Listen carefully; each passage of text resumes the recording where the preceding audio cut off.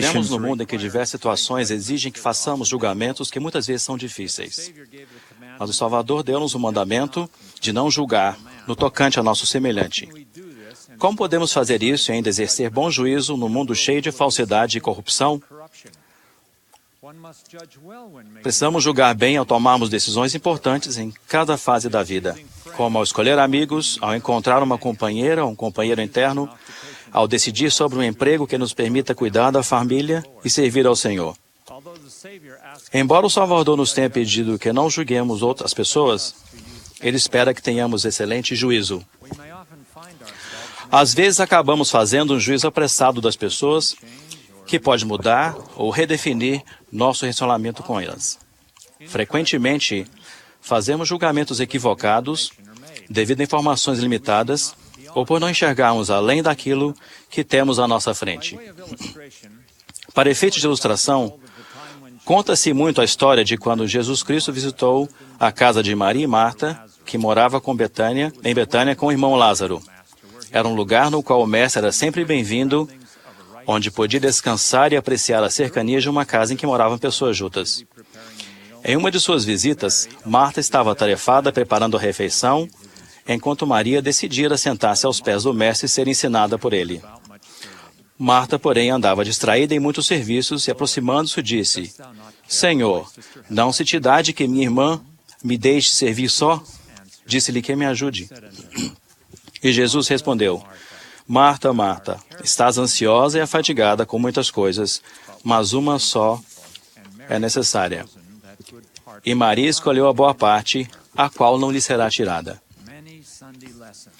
Muitas aulas dominicais foram dadas usando essa história, que pode ter colocado Marta em uma posição inferior em termos de fé.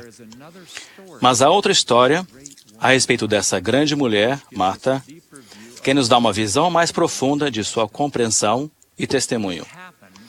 Essa história aconteceu quando o Salvador chegou para levantar o irmão dela, Lázaro, de entre os mortos. Naquela ocasião, é Marta que vai ter com Jesus assim que fica sabendo que ele estava chegando. Ao encontrar-se com ele, ela disse que sabia que tudo quanto ele pedisse a Deus, Deus lhe concederia.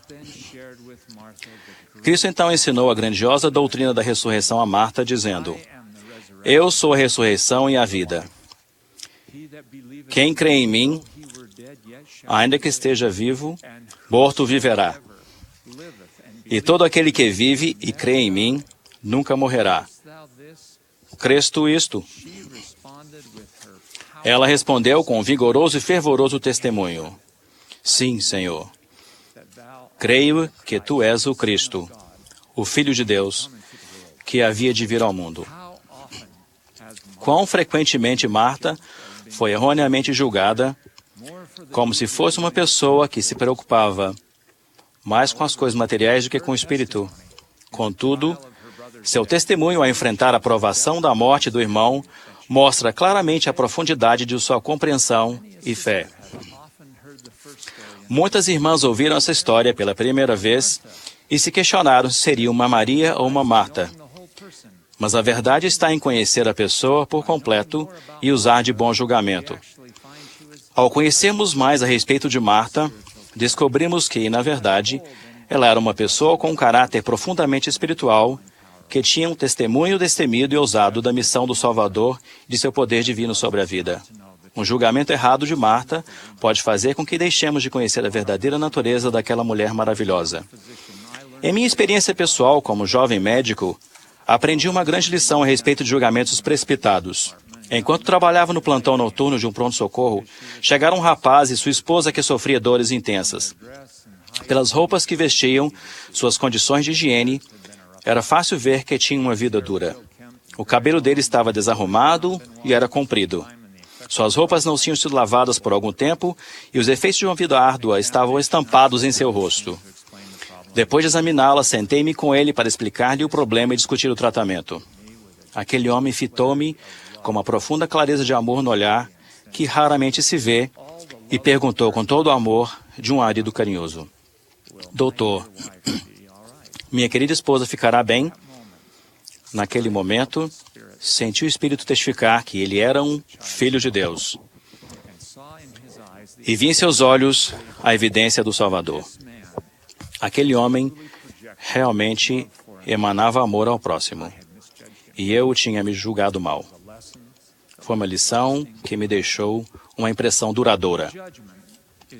O bom julgamento é necessário não apenas para compreender as pessoas, mas também ao tomar decisões que vão nos conduzir para perto ou para longe de nosso Pai Celestial.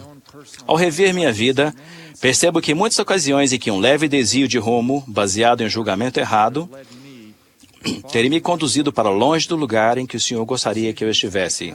Foram decisões como a de ter uma família enquanto estudava, ser ativo em todos os aspectos do Evangelho, de pagar o dízimo e as ofertas quando a renda era extremamente limitada, de aceitar chamados em momentos difíceis, que me ajudaram a aprender mais sobre o sacrifício. Muitas bênçãos são perdidas na vida porque o julgamento do mundo é aplicado a uma decisão que, na verdade, é espiritual. Há muitas características das pessoas que desenvolvem um bom julgamento. Quero sugerir 4 diretrizes para o desenvolvimento desse tipo de julgamento ao tomar decisões importantes. Primeiro, coloque seus próprios padrões pessoais em harmonia com o Evangelho de Jesus Cristo. Uma pessoa jamais será um bom juiz sem ter o Evangelho de Jesus Cristo como ponto de referência. O Evangelho tem um longo e bem-sucedido histórico de conduzir as pessoas à felicidade. Algumas das ideias do mundo fizeram a humanidade se desviar do rumo, tentando definir seus próprios padrões. Por isso ouvimos expressões como nova moralidade. Essa expressão é enganadora. Os padrões de moralidade são eternos e não mudam. Tampouco devemos tentar descobrir uma interpretação nova para eles. Para os jovens, esses padrões se encontram no livreto Para o Vigor da Juventude. Esses padrões estão claramente em harmonia com o Evangelho de Jesus Cristo e devem continuar a ser seguidos na vida adulta. Talvez fosse bom que nós, adultos, estudássemos esse livreto e o aplicássemos à nossa vida. Segundo, ouça as mensagens do profeta vivo. Quantos julgamentos financeiros errados teriam sido evitados se tivéssemos ouvido todos os conselhos dados ao longo de muitos anos por nossos profetas sobre evitar especulações arriscadas e seguir um orçamento cuidadoso para não contrair dívidas? Quantos casamentos teriam sido salvos se um bom julgamento tivesse sido usado para evitar os meios de comunicação que conduzem ao vício da pornografia e tanta infelicidade? Todas as conferências gerais e revistas da igreja contêm conselhos dos profetas que nos guiam a um bom julgamento se forem seguidos. Não temos desculpas quando os ignoramos. Terceiro, desenvolva a capacidade de ouvir o Santo Espírito. Recebemos o dom do Espírito Santo após nosso batismo, mas frequentemente deixamos esse dom guardado na gaveta, esquecendo que ele nos ajudará nos julgamentos mais importantes de nossa vida. O Senhor deu-nos esse dom sabendo que enfrentaríamos decisões difíceis na vida. É essencial que ouçamos essa voz para desenvolver um bom julgamento. Frequentemente, a capacidade de ouvir um ambiente tranquilo exige um ambiente tranquilo no qual possamos reservar um tempo para ponderar e ouvir a voz mansa e delicada. Esse ambiente sereno é tanto externo quanto interno. Portanto, é mais do que desligar a música do mundo ou o barulho dos outros meios de comunicação. É também desligar o barulho do pecado que está dentro de nossa alma. Isso vai abrir a comunicação com o Espírito, da qual tanto precisamos.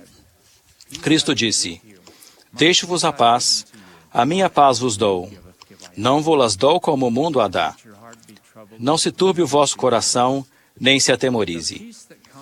A paz que sentimos quando ouvimos o Espírito Santo afasta o temor de fazermos o julgamento errado na vida. Quarto, guarde os mandamentos. O desejo de guardar os mandamentos de Deus coloca a nosso alcance muitas bênçãos prometidas. O livro de Mórmon, além de ser outro testamento de Jesus Cristo, é um livro sobre os frutos da obediência e da desobediência aos mandamentos. O Senhor disse a Néfi, no 2º capítulo de seu primeiro livro: e se guardares meus mandamentos, prosperarás. Essa mesma promessa foi repetida por quase todos os grandes profetas do livro de Mórmon. Temos, portanto, um registro de 1000 anos de história que presta testemunho da veracidade dessas palavras. Essa mesma mensagem se aplica a nós em nossos dias, para desenvolvermos um dom julgamento. Testificamos que quando enfrentamos decisões mais difíceis da vida, aplicamos cuidadosamente esses princípios e sabemos como podemos julgar em nome de Jesus Cristo. Amém.